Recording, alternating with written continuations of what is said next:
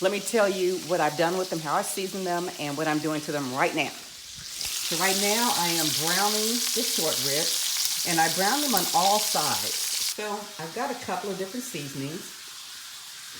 I, of course, put some pepper in there. My secret, which is this smoked sea salt. I'm telling y'all, I love this stuff. It is so good, and I use this in place of the salt. Some garlic powder, oregano, little lemon pepper, and some lemon. I squeezed like half a lemon over the meat after I let the meat soak for a little while in some water and some vinegar for about a half hour, just to kind of, this is a tough piece of meat, so you want to get it nice and tender.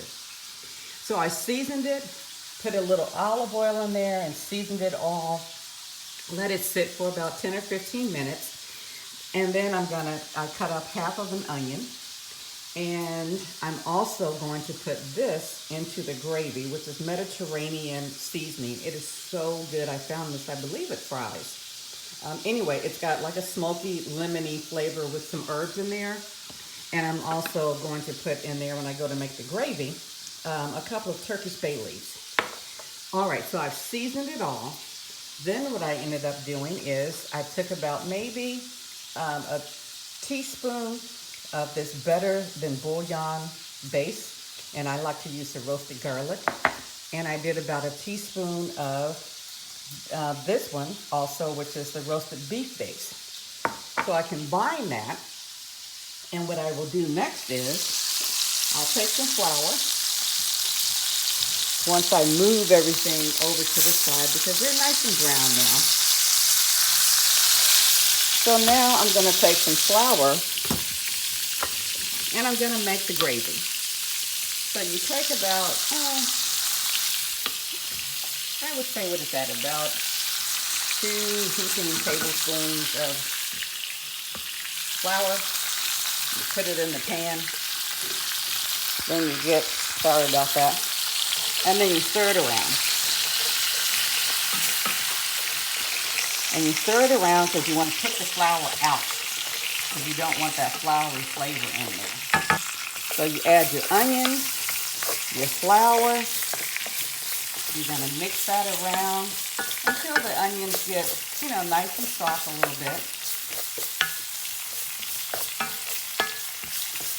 Stir it like that.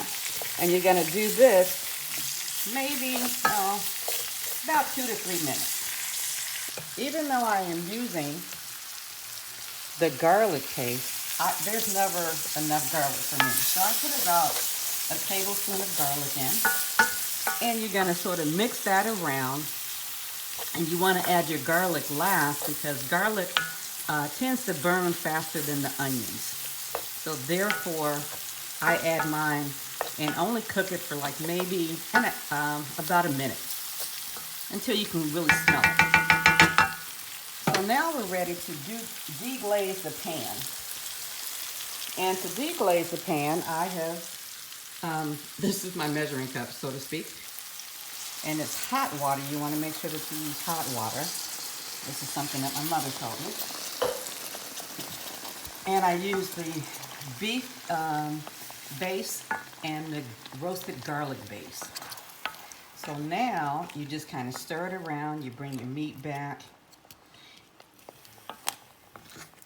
And you see it's thickening up a little bit.